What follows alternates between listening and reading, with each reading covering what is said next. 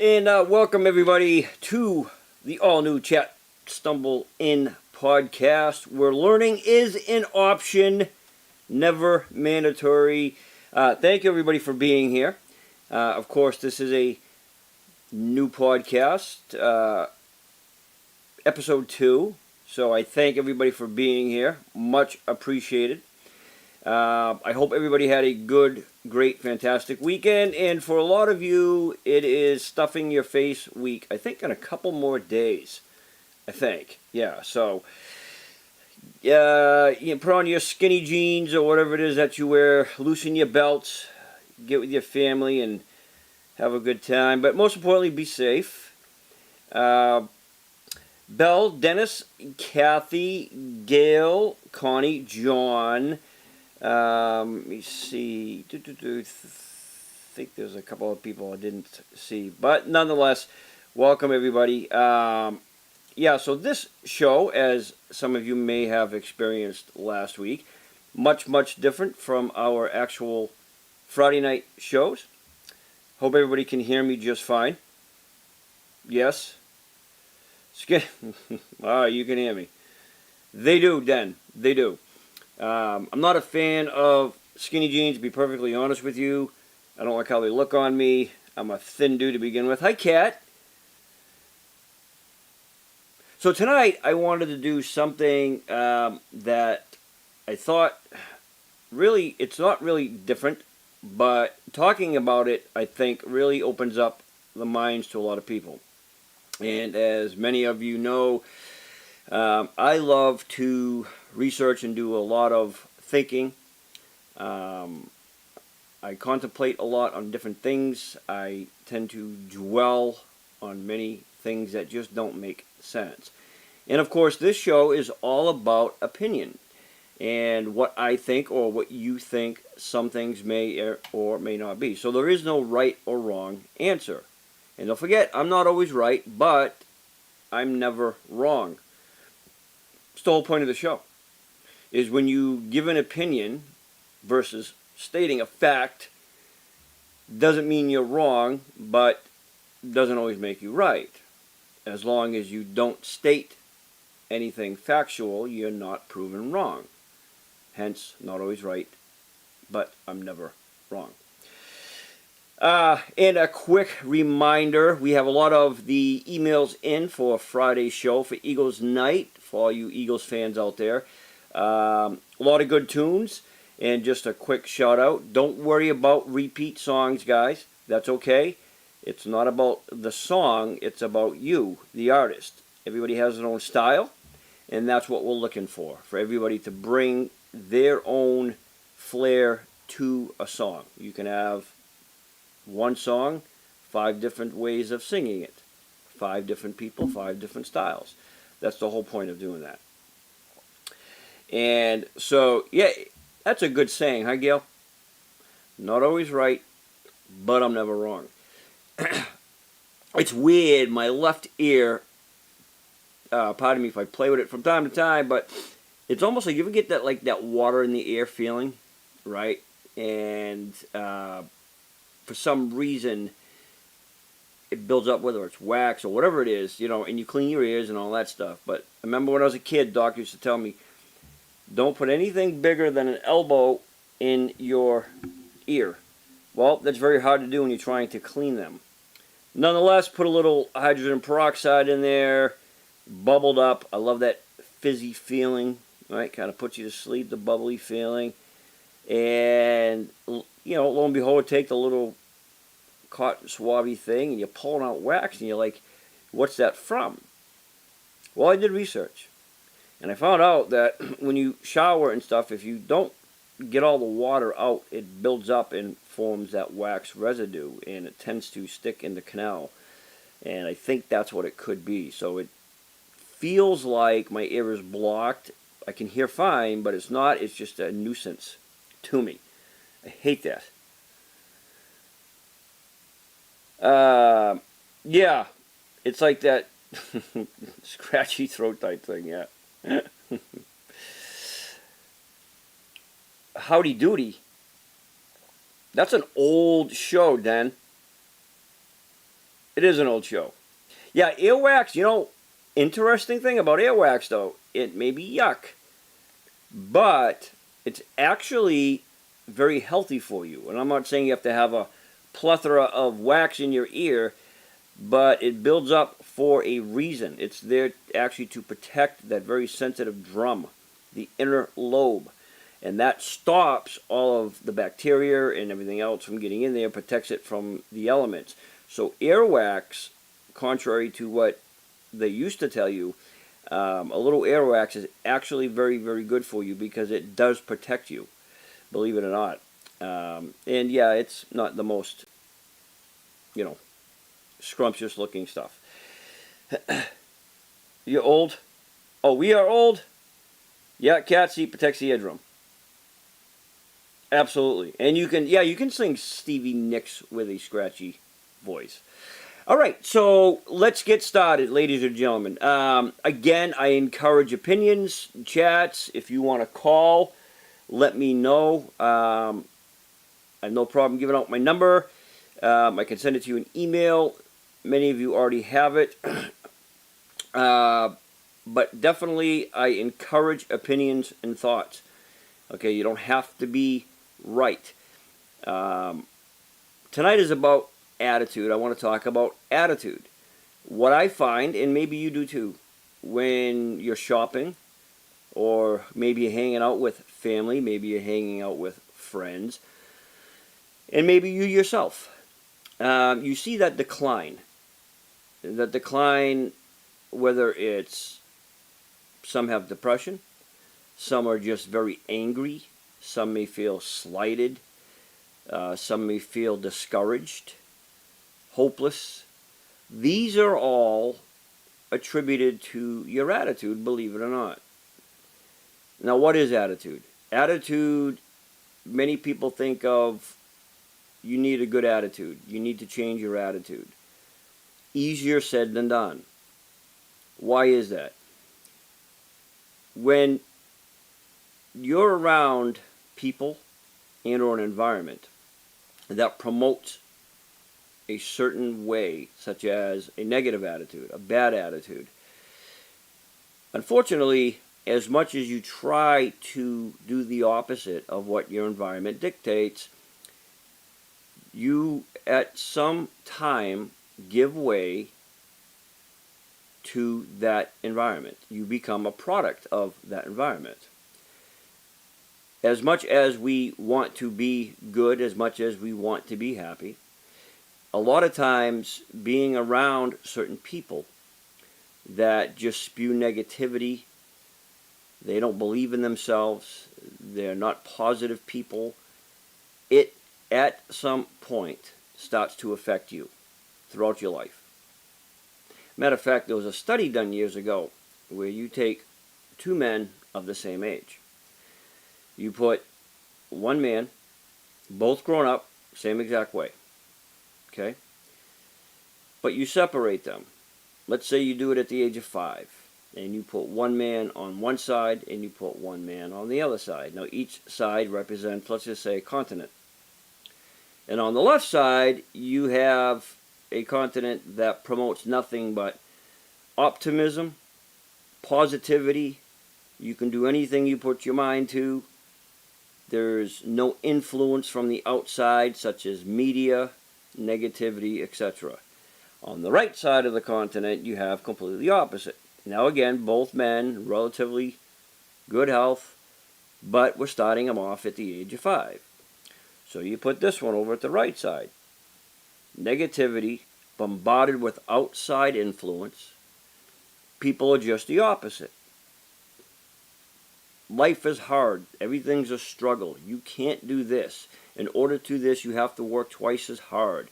It's almost impossible to accomplish what you want. Now you take these two men, and you give them each 20 years, and at the age of 25, do you know what the result's going to be? Now the man on the left, 25, the man on the right, who's 25.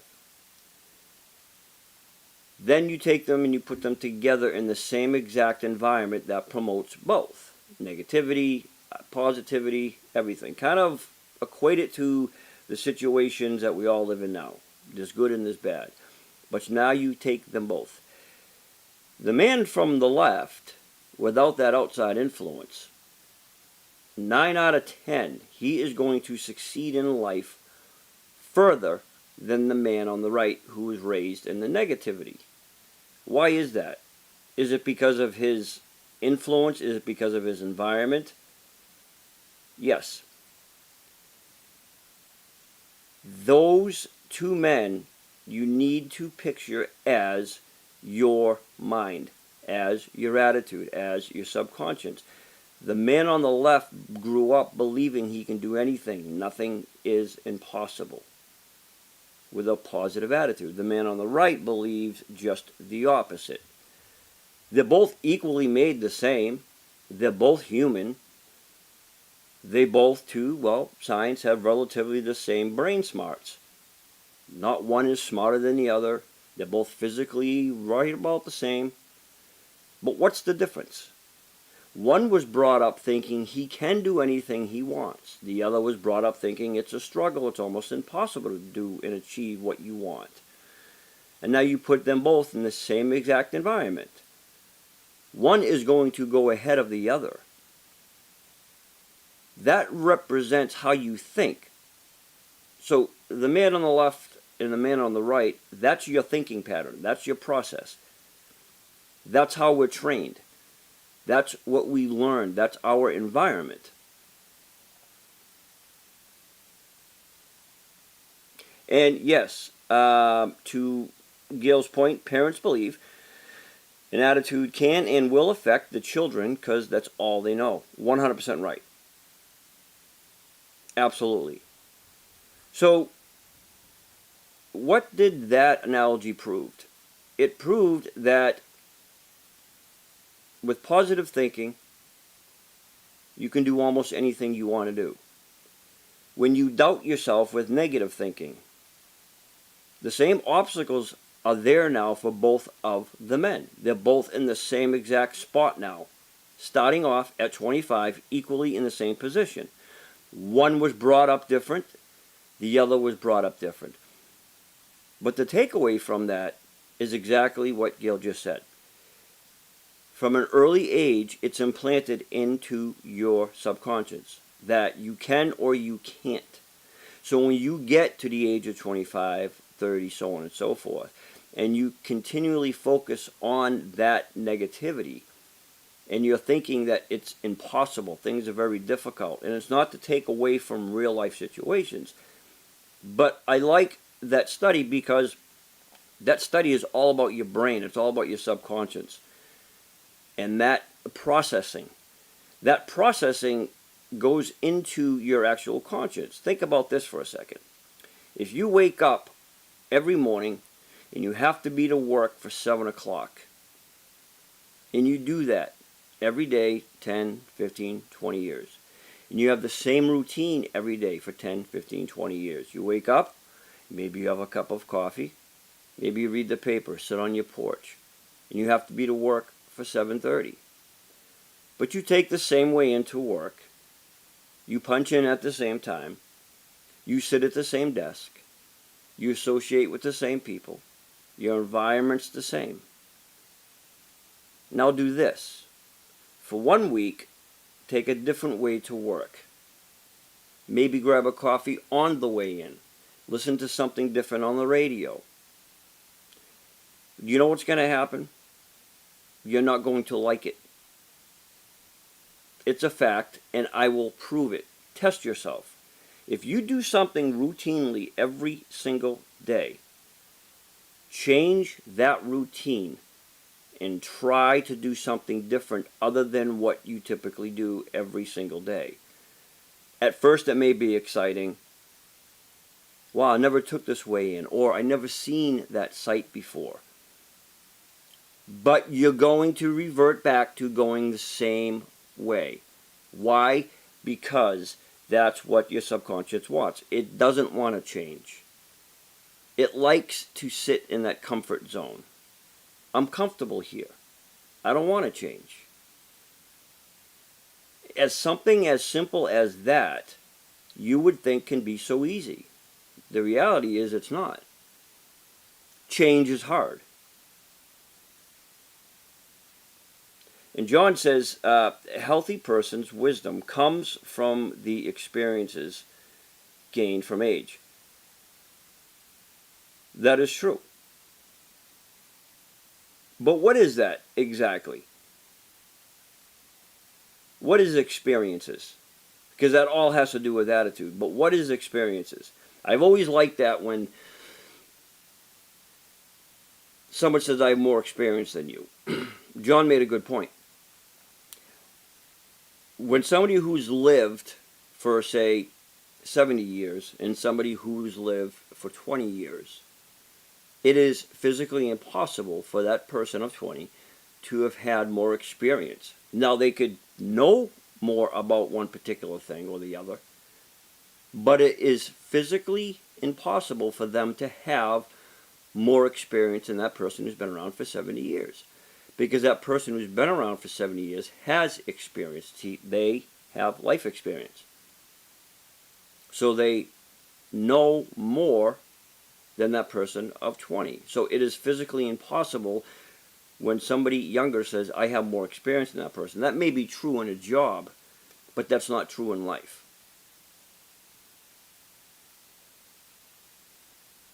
Absolutely. What's interesting about attitude, guys, is I believe it was University of Minnesota. I found this to be very interesting. How do thoughts and emotions affect your health?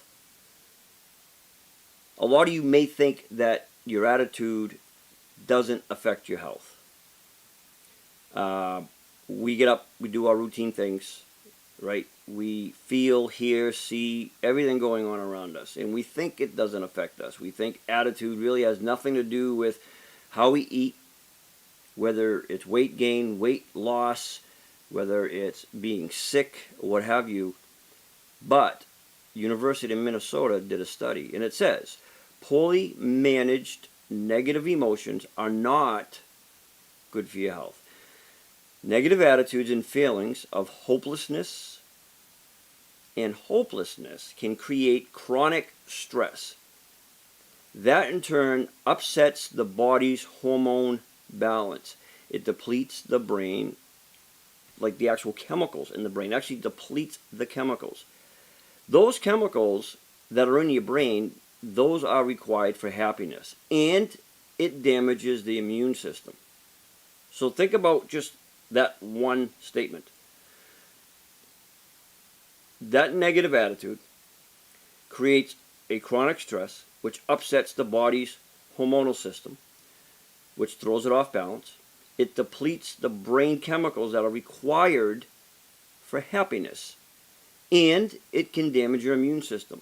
Now, just that one sentence right there, that's a lot. You don't think about it. And you think, well, why talk about attitude? Who cares? What is it? I do, because attitude is very important. All of you that are here right now, and for those listening, when you sing, and we've proven this, when you sing with emotion.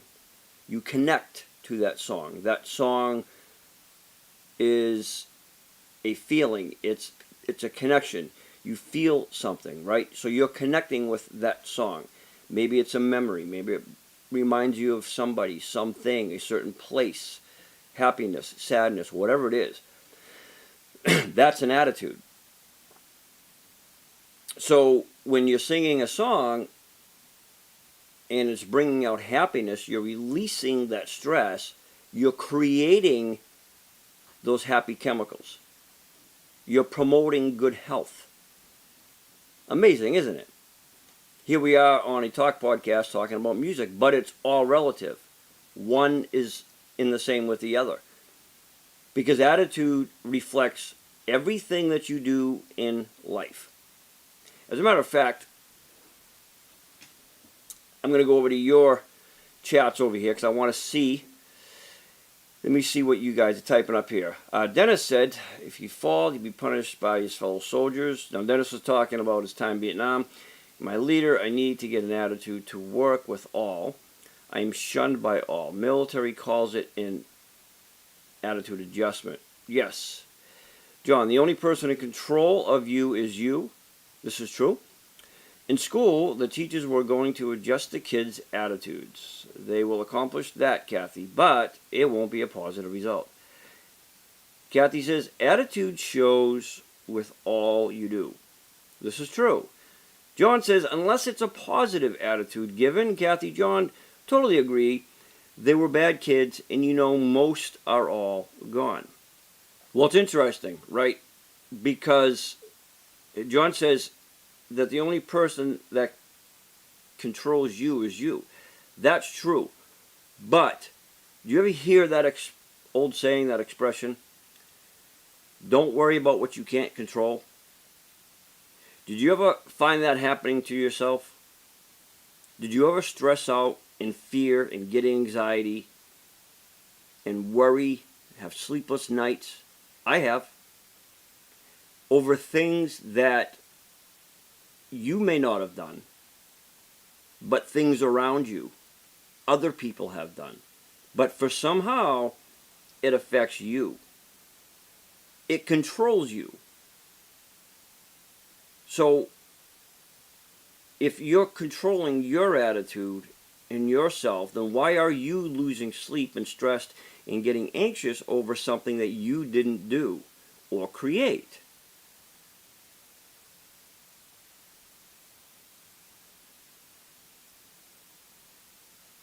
That is correct. But what if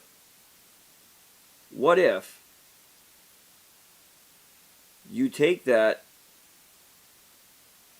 and you flip it around? Then you're in the driver's seat.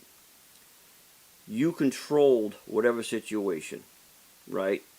That's different. But now you have that opportunity to correct it. You see the difference?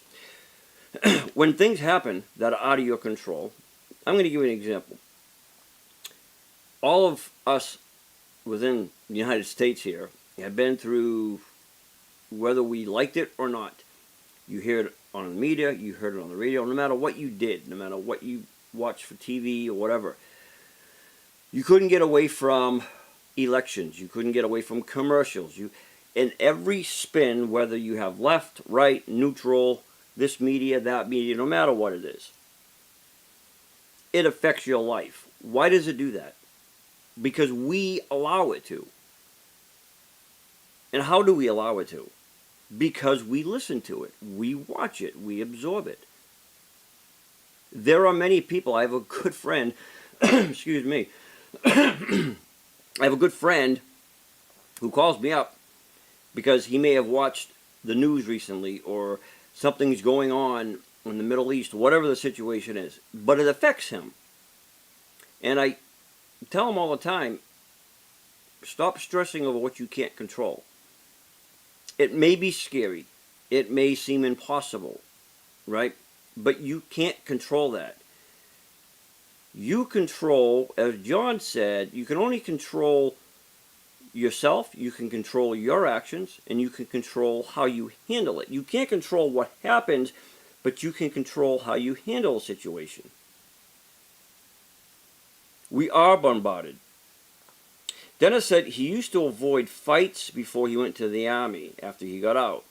He feared no one. You know what, then that's going to bring me to a different point later on in the show. That's actually a really good point. And, yeah, John, you're right. It's hard to filter out the trash. There are some people, like I just told you about my buddy, who cannot watch a show, the news, or whatever, without it affecting him psychologically. I, on the other hand, I'm totally opposite with that. I actually, when I'm doing stuff on the computer or work, I put on the news and I just let it run because I like to hear the talking and the chatter in the background. For some reason, it comforts me. I don't let the media It doesn't stumble me. It actually comforts me, to be honest with you. But for a lot of people, it does just the opposite. And if you're one of those people and you're feeling depressed and anxious, step away from that stuff. Step away from that environment. We talked about it earlier in the show, that when you are surrounded by a negative environment, you at some point start becoming a product of that environment. I remember I gave an example of that study of those two men. One succeeded in life. That brings me on to my next point. Many people I talk to, they define success as having things or being at a certain point in life. So they look at life and say, I have X amount of money, I live in this type of house, I drive this type of car, so therefore I'm successful. Maybe they are, in their own mind. And maybe to them, that defies success. Kathy says she guess she's fortunate because she learned a long time ago you cannot control a lot of things, but you can control how you act. I guess that's why I'm a happy person, because I don't worry. It's senseless. That's a good point, Kathy. That's what it's all about, though, isn't it? But doing it is another thing. Now, Kat, you're one of those people that are very fortunate to have that ability to do that. However, there are people who cannot disassociate themselves with what they can't control. Instead, they involve themselves, and they think by doing so, by being involved in a situation that's out of their control, that what that does for them is that brings them a certain amount of comfort. They feel by getting involved emotionally that they actually have some control over what happens. The reality of it is you don't. You're lying to yourself if you think that you're going to emotionally get involved over something that you didn't create or control is going to give you some sort of peace and happiness, and it doesn't. It does just the opposite. See, when you detach yourself from those things that are not in your control, you're going to find that it's a little bit easier to navigate. When you involve yourself because you think that by doing so, you have sort of an advantage. You're in the know. You understand and you want to be part of whatever it is going on. But the problem is you're creating a bad situation, a bad environment for yourself. And that's a proven fact. So the article I just read to you, it's amazing that the attitude, the stress, and that depletion of the chemical can actually dissipate your happiness. Isn't that amazing when you think about that? When everything around us is going on, right, to Kat's point, she doesn't let it bother her. She understands she can't control it. And that's very good. That's a really good attitude to have. Success can be doing enough good things that will outweigh all the bad things you do. No one is perfect. Connie says, we canceled cable TV in 2021. Best thing we ever did. Connie, I agree with you. I did the same years ago. Mine back then was more for the cost. But to the point of this topic, I like it now because I have control over more of what I watch, right? I can select certain things rather than you pay for whatever it is and then you're just getting all these hundreds of programs and networks thrown in your face. So I think little things like that. And John says, yes, Dennis, knowing that perfection is always something to be attained, even though you never really get there. Growth comes from trying. And that leads me to what I was just telling you guys about success. For each and every one of you, if you don't mind, don't have to. Again, share your thoughts. Don't. How would you define success? What is success to you? And it's okay. There's no right or wrong answer. Success is however you define it. And I just want to see a roundabout thought as to what some others think success is to them. I'll tell you, when Harvard did a research and they did a study, 7 out of 10 people define success with $1. So that dollar amount was here. Guess what was last on their definition of success? And they didn't realize it until after the study. But guess what the last thing was? That's right, Belle, being happy with yourself. The last thing that they noticed in this study, 7 out of 10 people, the last thing on their success was them. The dollar was here. That dollar was attached to the house, the car, the status, right? The glory, whatever came with that. Why? Because of the environment. They were brought up and trained that in order to be successful in life, this is what you have to do. But their success for themselves was at the very bottom. So for many people, that's their success. Statistically, 8 out of 10 people who succeed to those limits, those heights, the material status, they're miserable. They're depressed. Many couples, I don't know the exact number, but many couples, not all, but many couples end up in divorce. The homes are barely lived in, right? Why? Because they're going after that worldly success, that view that they were taught growing up. There are people that I know who barely have anything. But in life, they have more than most people. Because they don't let the successors of the world define who they are. They create their happiness. They know who they are. They're content with who they are. They're driven. Success is doing what you love. Loving yourself. When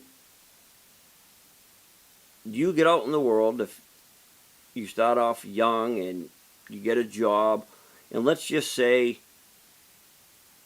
you wanted to be a manager at a gas station.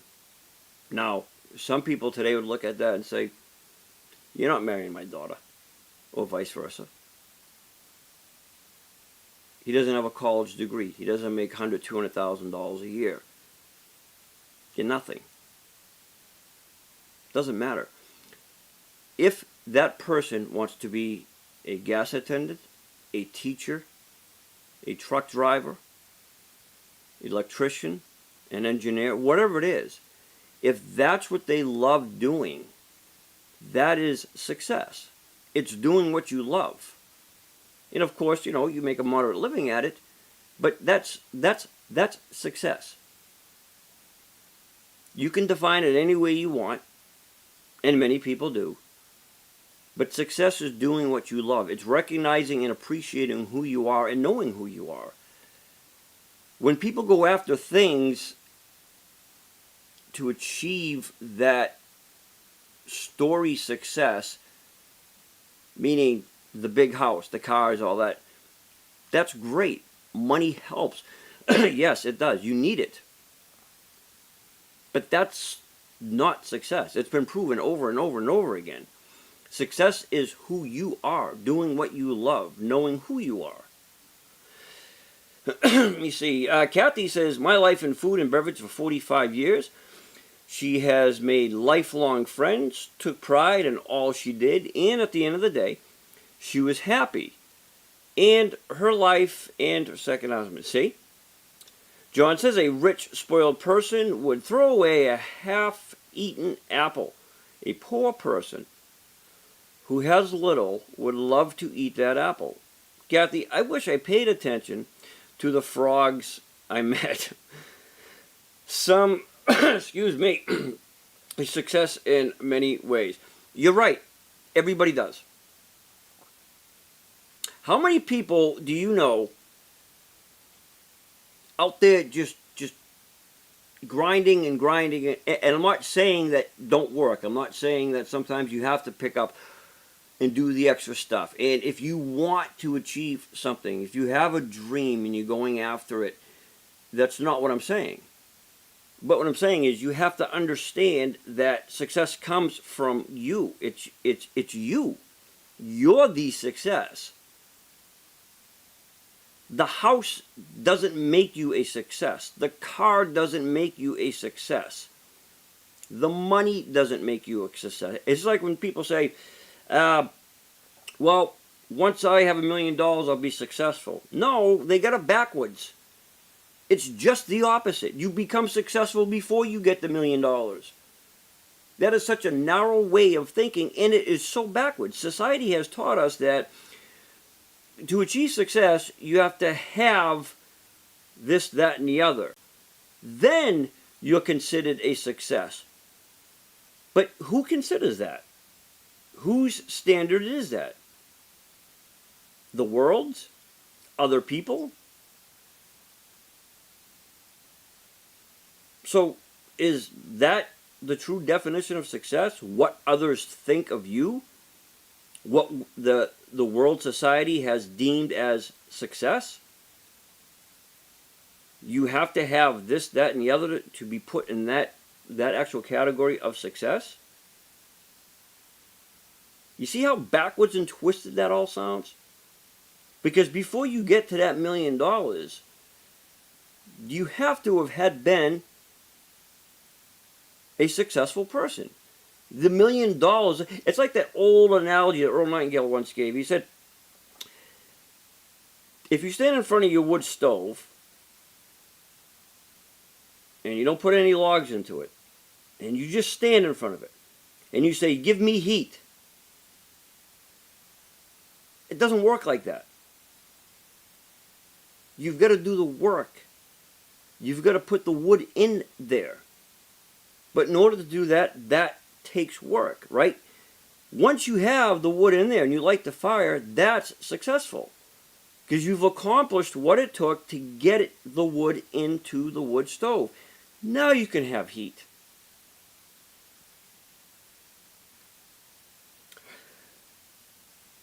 People are exposed by what they do, not what they say. Very good.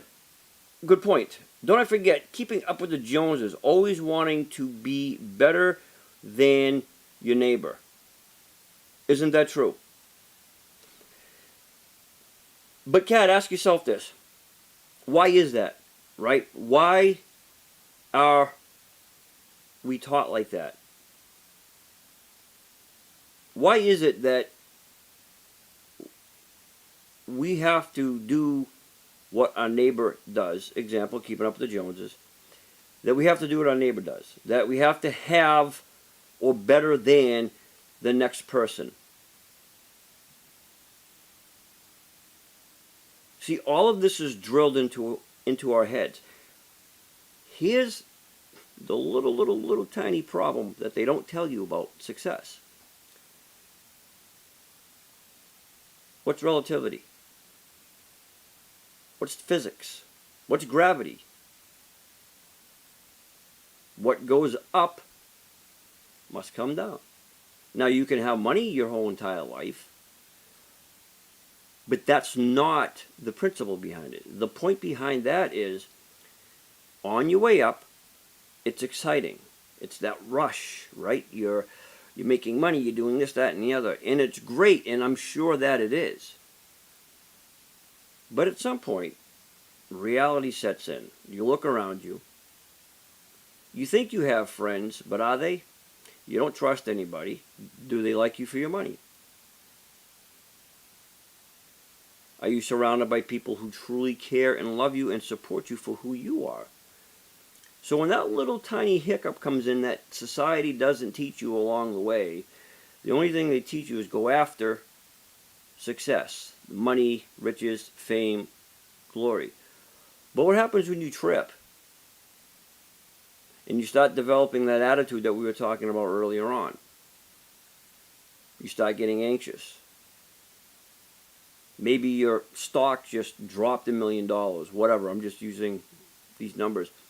But what happens? Did they ever train you how to prepare for that?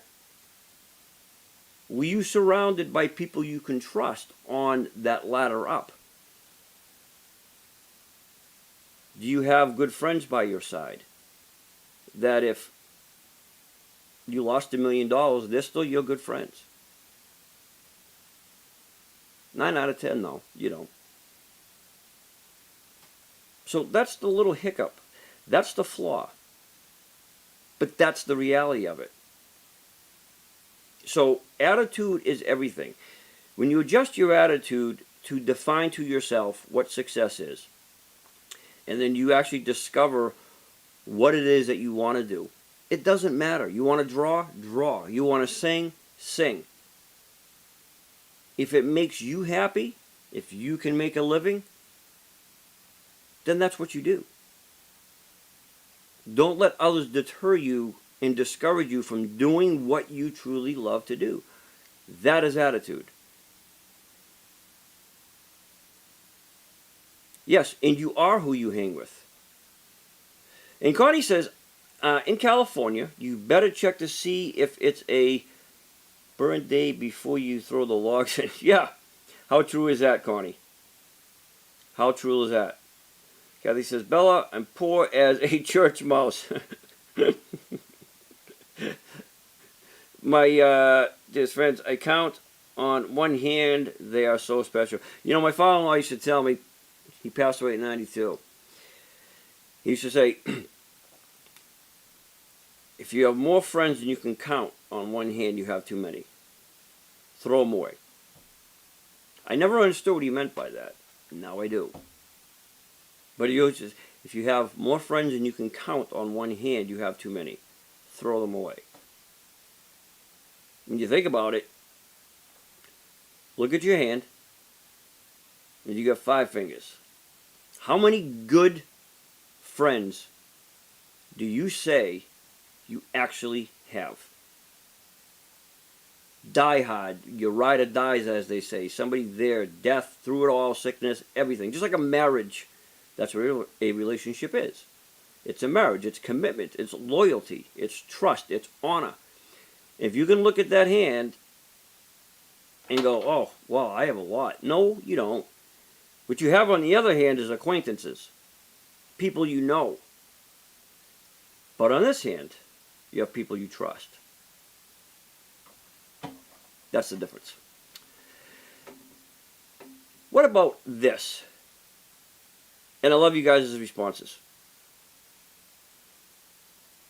Let me see. Kathy, you said, my dearest friends, I count on one hand, they are so special. Yes. Bell, less than 5 for sure. John, you can be able to make 5. Dennis, success is your satisfaction, which is based on your attitude, which is based on your upbringing environment versus the world environment. Well put, Den. You guys are going to love the interview that I did with Dennis. I'm going to have him on live as well. But as much as you want to look at him and hug him when he sings and stuff, don't let that snuggly, huggly look, attitude fool you. Den is a very wise, discerning person. I'll tell you that much. Here's something important that I really just want to get into. And this is very important. And again, I appreciate you guys being here. I love doing this, and I love to get exchanges. I love for you guys to share your thoughts and opinions because I think it's very, very important. And this is a show what I really love to do, aside from my music channel as well. How many of you out there, and you don't have to text it, have done something, or maybe you're in a situation that you think you're just a horrible person, right? And maybe you did something that you felt as if you had to, or it was a bad decision. And to this day, it bothers you. And you feel guilty. Again, you don't have to text or anything. I want you to think about this for a second. If every time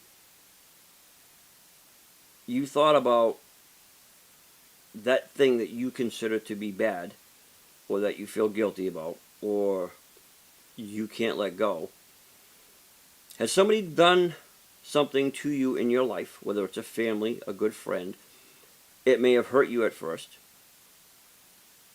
but at some point you learn to forgive. And the true meaning of forgiveness is letting go. You can never forget. We're human. It's recorded. You can never forget an event. But forgiving truly and freely means you don't recall. You don't bring up. You let it go. Because you truly forgave that person, the harm that they've done to you, intentional or not. Why'd you do that? Why did you forgive that person that you care about and give them another chance? Maybe not once, maybe twice, maybe 3 times, maybe more. But you forgave them. Why did you do that?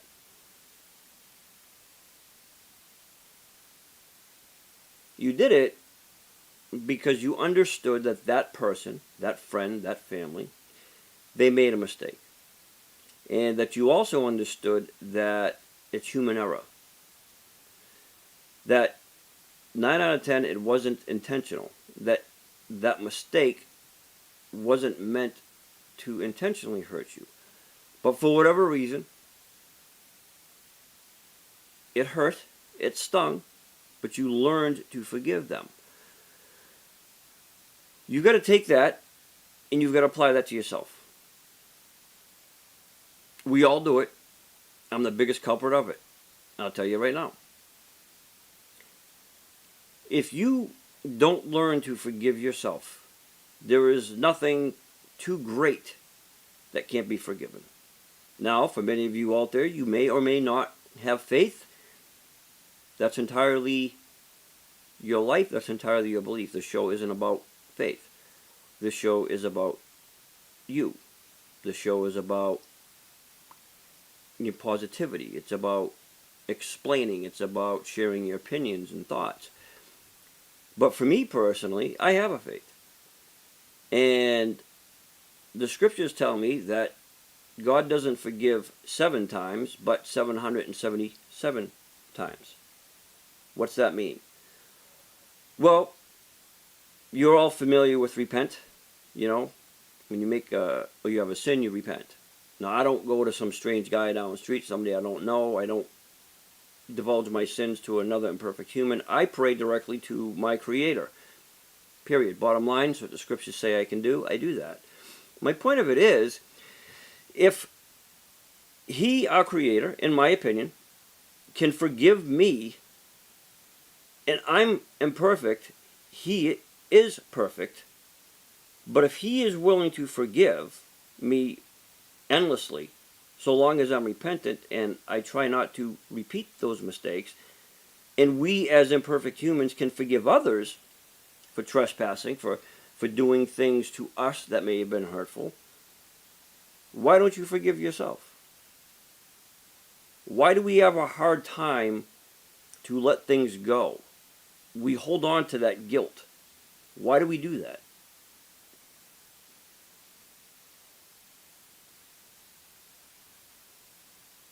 Why do we continue to beat ourselves up? We torture ourselves. But here's the thing. Think about what I just said. If you can forgive your friend, your family, maybe it's your neighbor, doesn't matter. If you can forgive that other person, you can surely forgive yourself. The difference is this. We hold on to that guilt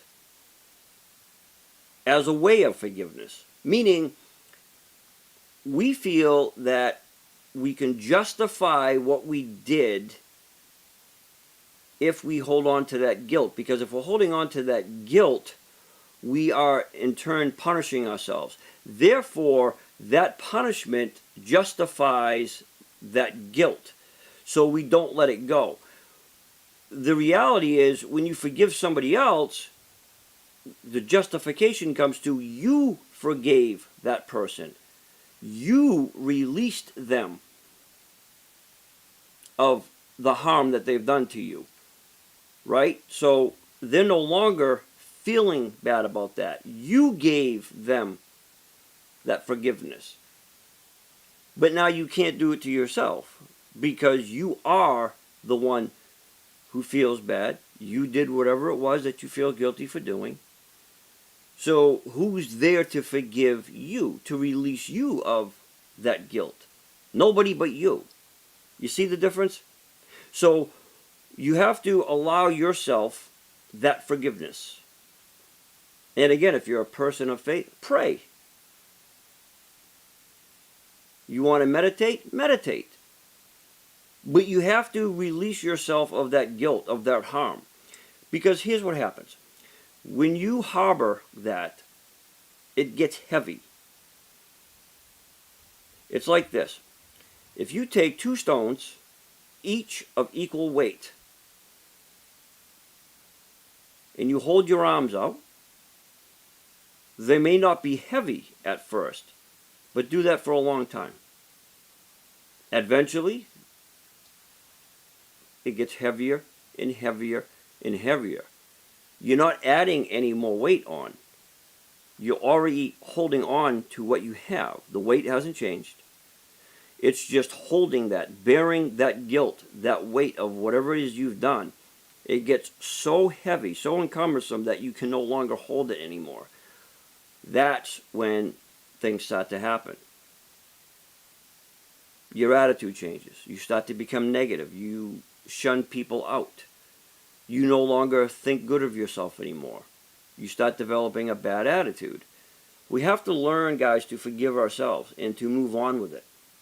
The differences are, for people who continue, and don't repent means to stop doing, not to repeat, not to do it over again. You try, you're going to make a mistake again. But to move forward and to forgive yourself and to let whatever it is that you've done go, you have to. You have to be, if you're okay with somebody else sinning or doing harm against you and you can forgive them, you have to take that in return and apply it to yourself. And let me see, I'm going to read up on some of your chats here, guys. Did call 2 years later. I thought about guilt. Yes, Kathy, that can definitely be tough. Absolutely. Let me see. Connie, I never made the call. Oh, yes. Then there's. I'm just reading through you guys' comments here. Yes. Kathy, I'm reading your comments. And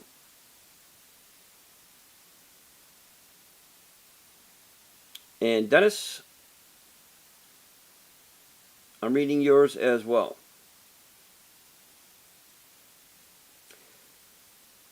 So Kathy,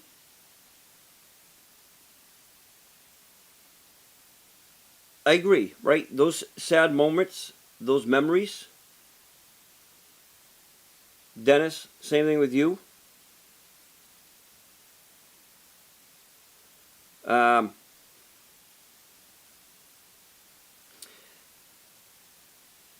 A lot of people say that they wish they could have said something. They wish that maybe they got into an argument. Maybe there was a disagreement. Maybe they didn't spend enough time with them. Maybe. But maybe you did before. And maybe that person knew that. 9 out of 10, I'm pretty sure they did. But that's the point. You can hold on to everything that you could have done differently. Everything that you should have said. Everything that you think you could have changed. But the reality of it is, it wouldn't have mattered. Why? Because you and that person that you loved, and still do, loved you back. So that right there is the very essence of forgiveness. It hurts you because you're the one that has that thought, that memory. But instead of dwelling on that thought, that memory of maybe what you said, maybe what you didn't say, maybe you didn't spend enough time, take that out and put in all the good times you had, all the fun talks, all the laughing, all the hugs, all the memories. Replace that negative thought and forgive yourself with all of the good ones.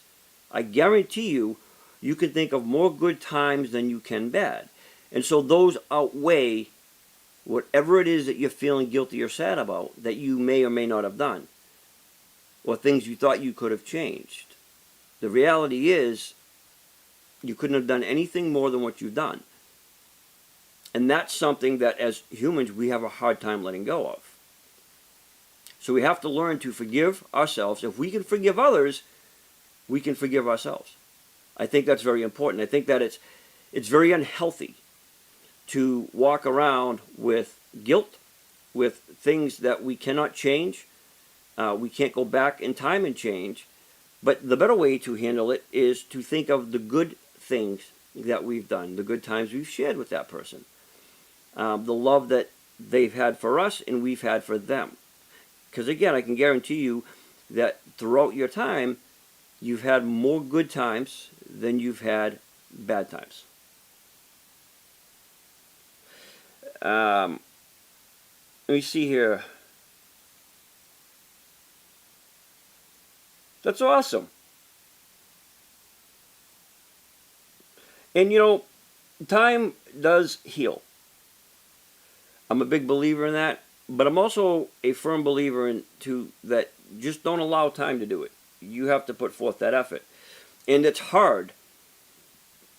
When I was researching and I was studying a lot about attitude and the benefits of having a good attitude versus not and everything else, I couldn't believe what a tree branch this is. It stems out in so many different directions, and at the end of each branch, it kind of like maps out to another little thing, and then another little thing, and then another little thing. Attitude is like the very essence of our happiness, of our living, right? The way we live our lives. It's amazing. There's so many people right now that are suffering from depression, anxiety, worry, panic, and I think that we all go through it. And at sometimes we all get stuck in a moment where we can't figure out how to get out of things. You feel stuck. Believe me, I know, I've been there. I still go through some things. But what I have to look forward to is when I wake up every day, it's a different day. I can change what I'm doing today. When I go to sleep, it's done. Tomorrow I get up, I'm starting something new. I'm doing it different. I'm going to try it different. I'm going to change what happens today. I can't change yesterday. I can only change what happens today. And I can't change tomorrow, and I can't worry about tomorrow. It hasn't happened yet. Do you know how many people stress and worry about things that haven't happened yet? 9 out of 10, you worry, you stress, you get anxious, you get ulcers from things that just have not happened. And the reality of it is, 9 out of 10, it doesn't. And the other sad reality about having a good attitude is when people have a poor attitude, they look at things poorly, they look at situations poorly.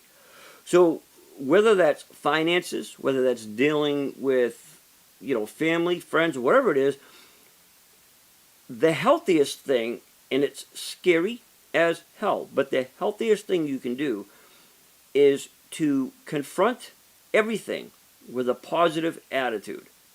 I'll give an example. I go to my local Dunkin's, and I like my cold brew iced coffee. And every once in a while, there's this employee there that just has a lousy attitude, doesn't even say hi to you, looks at you like you just beat the dog or something. Doesn't even say thank you, doesn't even say you're welcome. Now, I could, in return, respond in kind to how they're, talking to me. But I don't. Thank you. Have a wonderful day. I'm not going to let somebody else's attitude dictate mine. But it happens, though, doesn't it? When somebody else is being a jerk, they're acting sore, they're in a bad mood, or they're being ignorant towards you, think about this. Do you act in kind? Or do you go the opposite way and treat them with respect and kindness? Because if you allow somebody else to control how you feel, then you're allowing that person to control your emotions. Don't do that. You have control of you. John said it earlier. So when you take control of your emotions in your situation and you control your own attitude, if somebody is ignorant to you, don't be ignorant back to them. Be kind to them. That's you being in control. See, you can't control what or how that person acts, but you can control how you react to it. That's the big difference. That's right, Dennis. You have to. I agree with that. Here's the cool thing, is that gratitude goes a long way. Gratitude is attitude. Think about it that way. How many times have you ran into people? Maybe you've done a favor. Maybe you've helped them out. Maybe you lent them money. Maybe you took them out to dinner or something or whatever. Or maybe you helped them move. Whatever it is, doesn't matter. And you kind of got that feeling that they're just not grateful, that there's no appreciation there. And so you stop talking to them. Maybe you disassociated yourself. Maybe they're just a negative person. But you don't have to be ignorant and show them the same gratitude. If they're a person that's just negative in life, they have a bad outlook towards things, when you do run into them, display kindness. Display acts of love. Generosity doesn't just come from monetary things. Generosity comes from your attitude. It comes from how you treat other people. The most generous thing you can do in your life is be kind to somebody else. So even if that person is being ignorant and maybe they're just not appreciative, or maybe there's that other chance that they do appreciate it and they just don't know how to show it. See, a lot of times we have a bad habit as humans. When somebody does something, we automatically judge. We jump to the conclusion that he or she is ignorant. He or she, what's their problem? And it creates that thought in your head. And once you get those wheels spinning in your head, it doesn't stop. Rather than judge, step back and assess what it is. Because there could be a reason. That's happened to me. I've done things for a friend, and it always seemed like, man, this kid just, whenever I ask him for a favor, he never ever follows through. But whenever he's needed me, I've always been there for him. And I'll do that for anybody. But time and time again, I find myself doing the same thing. He needs my help doing something. I help him. But here's the difference. I've learned that it's not his intention not to do that. It's who he is. See, when I learned about his life and growing up and the personal things that have happened to him in life, then and only then did I understand. I don't have to agree with it, but then I understood why he does what he does, or why he has the thoughts that he has, and why maybe it seems like he's not there for me in the ways that I am there for him. So because I physically help him doesn't necessarily mean that he's going to do the same thing for me in return. His ways of helping are entirely different. But again, I understood and reasoned these are some of the reasons as to why he's like this. Again, I don't have to like it, I don't have to agree with it. But I was judging him, thinking that he's just an ignorant friend. He's one way. You know, like the one-way street type of person. But shame on me, because I realized that, you know, he's a great guy. He does have a heart of gold. And if I was in dire straits and I needed this help, he would be there. I just can't depend on him. So I stopped depending on him for certain things. And guess what? We get along better. Why? Because I lowered the expectation level of what to expect from him. Just because I do things a certain way and I expect and I react to people in a certain way, it doesn't mean that everybody else that I know has to do it the way I do. I want them to, because that's how I am, and I expect that. But the reality is, that's not how everybody is. We're all different. So I've learned to, rather than judge, to assess it. Maybe there's a reason that I don't know, and maybe I don't need to know. So I appreciate the person for who they are. And if they're not doing me harm, then the reality is they're just different. All right, Connie, are you heading out of here? It looks like you got to step away. All right, well, you tell your company hello, Connie, and thank you so much for sitting in. We appreciate it. Yeah, speaking about that, I hope everybody... so, just quickly, is everybody going to be with families, staying home? What do you guys have plans to do?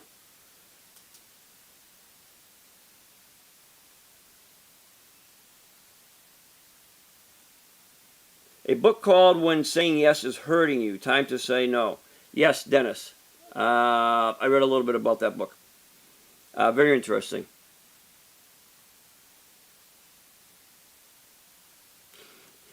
Here's what's cool about this show. Is it doesn't bother me whether I got 50,000 views, 5 views, 1 view, no views. It doesn't bother me. I'm not doing it for that. Because I'm going to continue doing it. I'm going to continue talking about things that interest me and things that I love to do. Cook turkey upside down. Belle, you staying home with family? Mom, sister, me at mom's home. Nothing special. All right. Then, have you ever tried it? You take, if you use a thick beer, like a lager, right? And you stuff it up the turkey's butt, right? Beer can. You put it on the grill. You know, I'll tell you something. It is the juiciest, best tasting turkey ever. Hanging out with my boyfriend, having a non-turkey day, and just hanging out to be together. There you go, Gail. Yeah, we're kind of doing the same thing.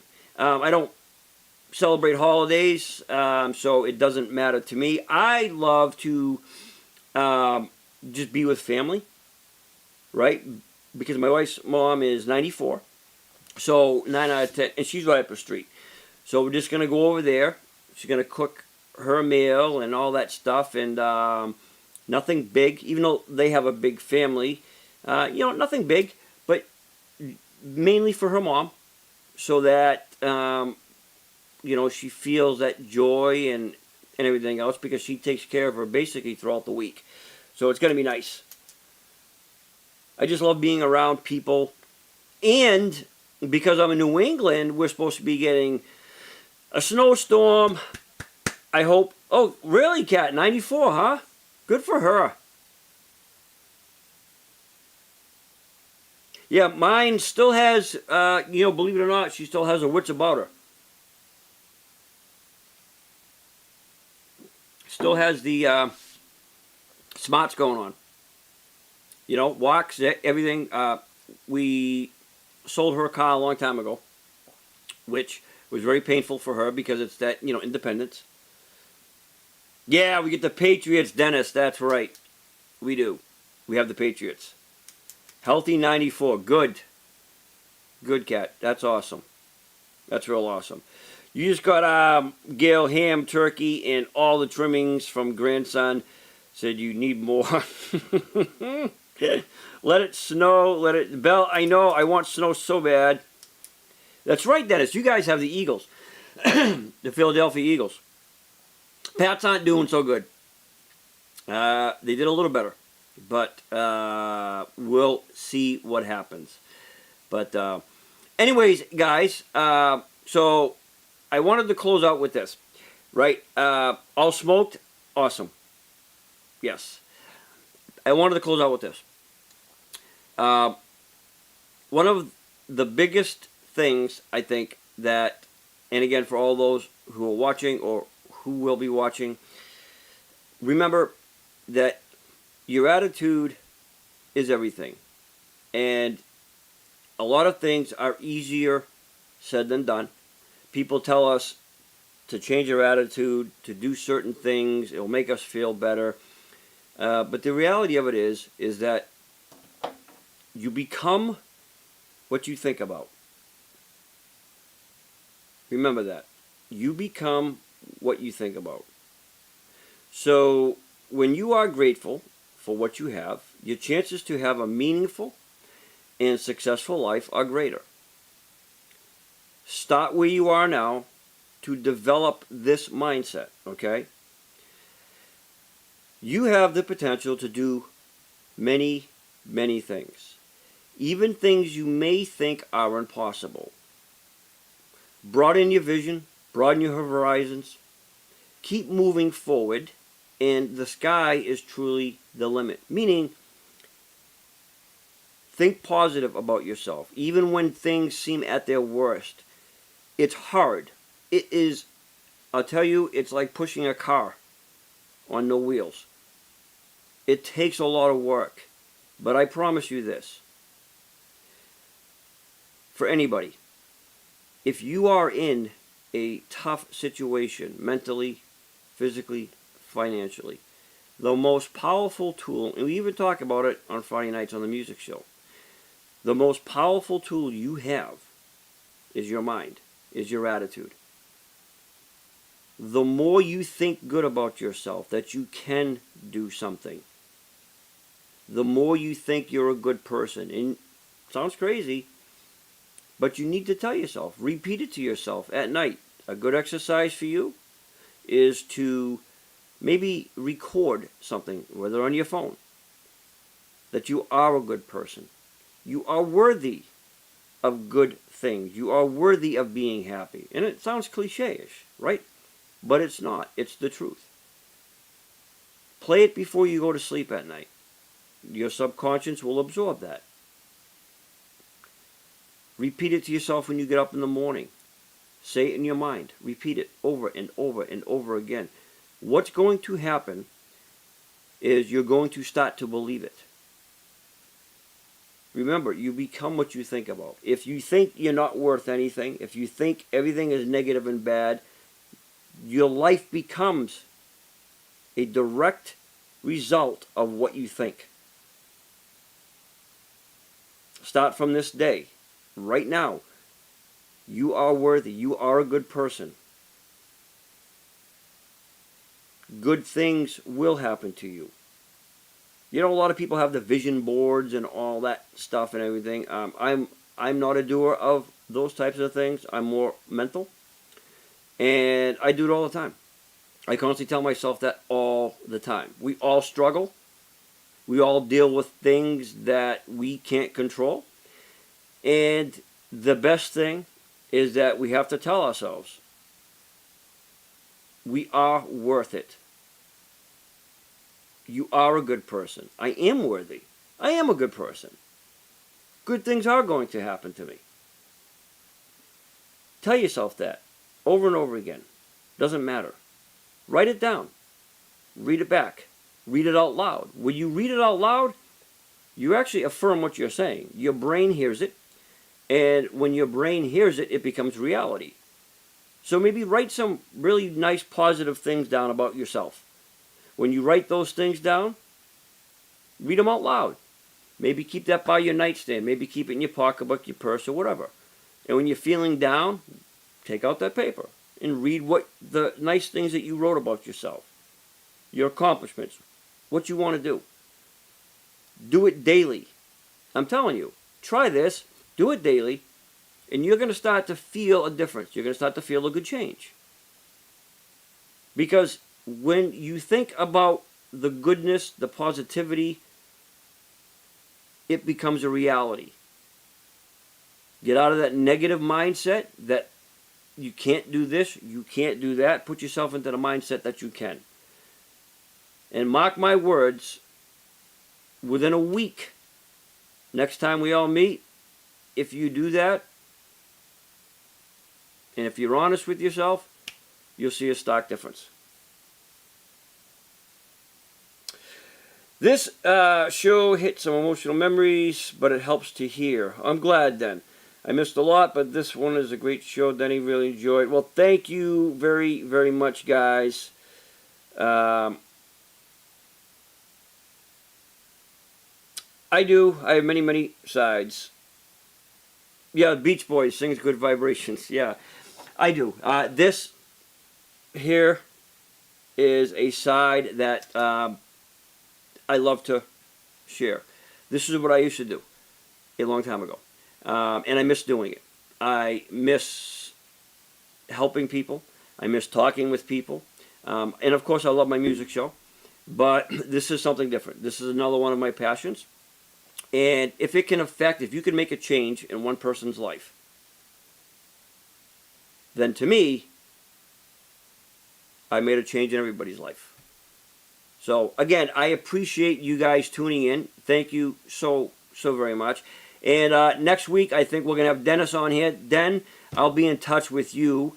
And I'm going to promote the heck out of that because I really want everybody to listen to this. We're going to focus on an issue that many people suffer from, and that's PTSD.